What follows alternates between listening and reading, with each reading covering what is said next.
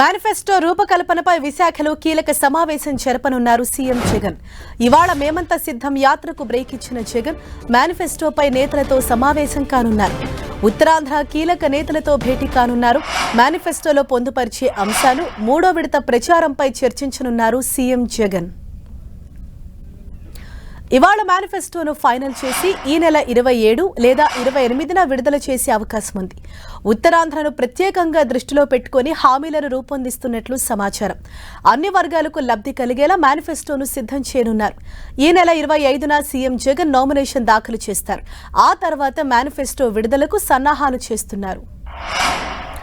గత ఎన్నికల్లో నవరత్నాల హామీలతో సీఎం జగన్ సత్తా చాటారు.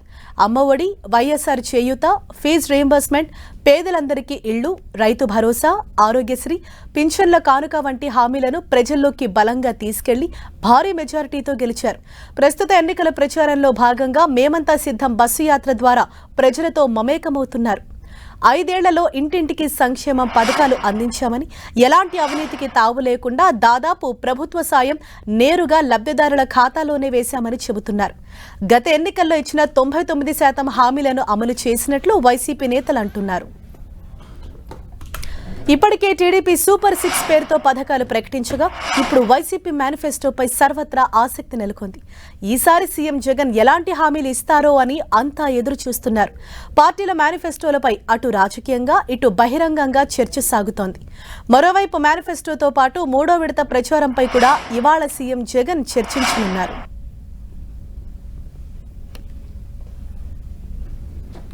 ఇదే విషయంపై మరింత సమాచారంతో మా ప్రతినిధి జార్జ్ మనకు అందుబాటులో ఉన్నారు. జార్జ్, ఈసారి రూపొందించే ఈ మేనిఫెస్టోపై సర్వత్రా ఒక ఆసక్తి అయితే నెలకొంది. అయితే ప్రధానంగా అంటే కొత్తగా ఇంకా ఏ అంశాలను పొందుపరిచే అవకాశాలు ఉన్నాయి?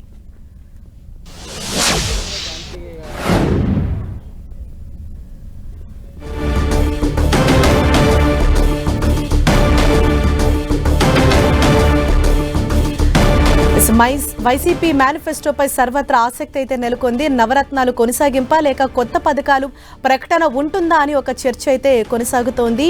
ముఖ్యమంత్రి జగన్ ప్రకటించే వరాలపై సర్వత్రా ఉత్కంఠ అయితే నెలకొంది. దీనికి సంబంధించి ఇవాళ విశాఖలో ఒక కీలక సమావేశం నిర్వహించనున్నారు సీఎం జగన్. మరింత సమాచారాన్ని మా ప్రతినిధి జార్జ్ మనకు అందిస్తారు.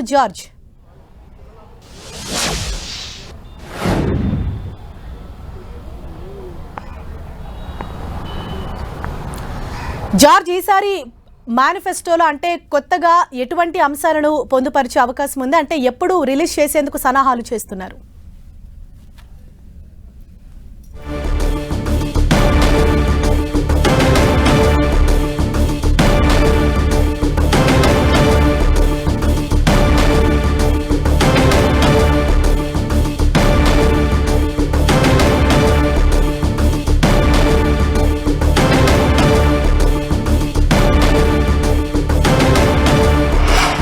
ఈరోజు మేనిఫెస్టోపై తుది మెరుగులు దిద్దేందుకు సీఎం జగన్ విశాఖలో ఒక సమావేశం నిర్వహించనున్నారు. ఈ మేనిఫెస్టోపై సర్వత్రా ఒక ఆసక్తి అయితే నెలకొంది. ఇందుకోసమే ఇవాళ మేమంతా సిద్ధం బస్సు యాత్రకు బ్రేక్ ఇచ్చారు. అయితే నవరత్నాలు కొనసాగింపా లేక కొత్త పథకాలు ప్రకటన ఉంటుందా అని ఒక చర్చ అయితే కొనసాగుతోంది. దీనికి సంబంధించి ఇవాళ ఒక కీలక సమావేశం అయితే విశాఖలో ఉండబోతోంది. ప్రధానంగా ఉత్తరాంధ్రపై ఒక స్పెషల్ ఫోకస్ అయితే పెట్టారు సీఎం జగన్.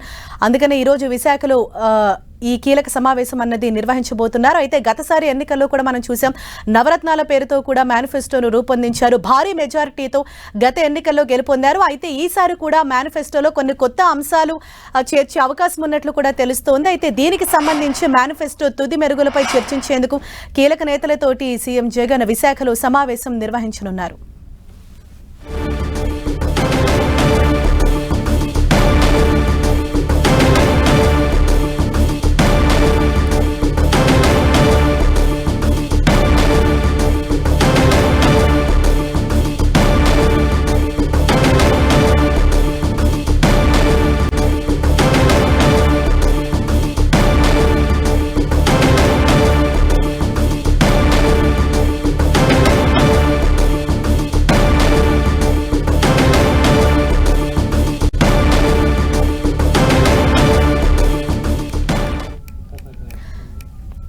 మేనిఫెస్టో రూపకల్పనపై విశాఖలో కీలక సమావేశం నిర్వహించనున్నారు సీఎం జగన్.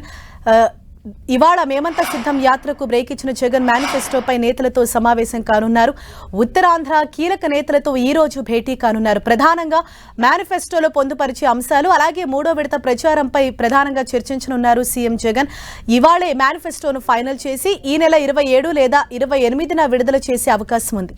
ఉత్తరాంధ్రను ప్రత్యేకంగా దృష్టిలో పెట్టుకుని హామీలను రూపొందిస్తున్నట్లు సమాచారం.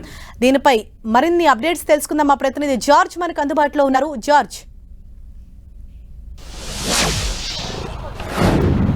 ఏదైతే సిద్ధం సభ బస్సు యాత్ర సక్సెస్ఫుల్గా రన్ అవడంతో ఎన్నికలకు సంబంధించి సమీపిస్తున్న వేళ మేనిఫెస్టో మీద కీలక అంశాలు ఏమేమి రూపొందించాలనే దాని మీద అయితే ప్రత్యేక దృష్టి పెట్టి జరిగింది. దీనికి సంబంధించి విశాఖ వేదికగానే ఈ మేనిఫెస్టో అనేది రూపకల్పన చేస్తూ ఉన్నారు. దీనికి సంబంధించి ఉత్తరాంధ్ర నేతలతో కీలక సమావేశం అయితే ఏర్పాటు చేయనున్నారు. ఇప్పటికే చూసుకున్నట్లయితే కనుక ఉత్తరాంధ్ర రీజనల్ కోఆర్డినేటర్ వైవి సుబ్బారెడ్డితో పాటు అవంతి శ్రీనివాసరావు మరికొంత మంత్రులు సైతం కూడా హాజరవుతూ ఉన్నారు.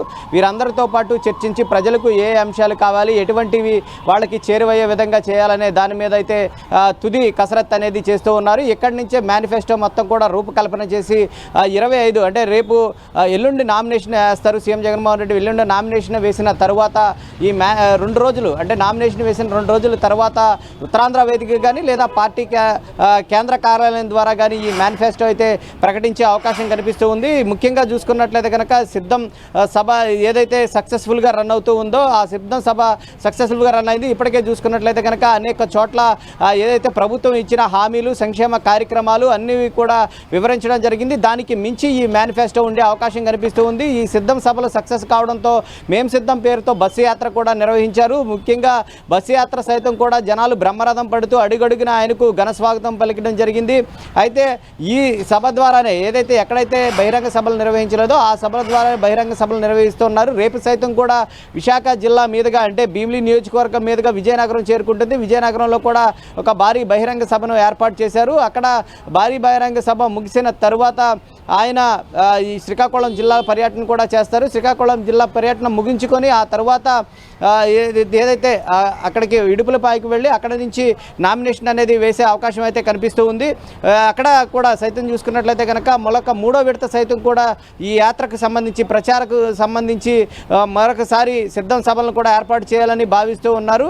అయితే 9 రోజుల పాటు ఈ ప్రణాళిక కూడా రూపొందించడం జరిగింది. 9 రోజుల పాటు రోజుకి 3 లేదా 4 సభల చొప్పున నిర్వహించాలని సీఎం జగన్మోహన్ రెడ్డి ఇప్పటికే నిర్ణయం తీసుకున్నట్లు తెలుస్తూ ఉంది. ఈ రోజుకి 4 సభలు చొప్పున అన్ని జిల్లాలు కవర్ అయ్యే విధంగా ఈ మరలా మూడో విడత ప్రచార సభలు అనేవి నిర్వహిస్తూ ఉన్నారు. ఎక్కడా కూడా అంటే ఇప్పటికే ప్రచారంలో వేగం పెంచిన వైసీపీ సైతం కూడా ఎక్కడా కూడా ప్రజలకు తమ భరోసాను ఏవైతే ఉన్నాయో అవన్నీ కూడా బలంగా తీసుకువెళ్లేందుకు అయితే ఇప్పటికే సిద్ధం చేస్తూ ఉన్నారు. అయితే ఇప్పుడు చూసుకున్నట్లయితే కనుక కీలకంగా మేనిఫెస్టోకు సంబంధించి ఒక ప్రత్యేక ప్రణాళికను అయితే రూపొందించారని చెప్పుకోవాలి. ఇప్పటికే 9 నవరత్నాలను కూడా సక్సెస్ఫుల్గా రన్ చేశారు. 5 సంవత్సరాల పాటు ఇచ్చిన ప్రతి హామీని సైతం కూడా అమలు చేయడం జరిగింది.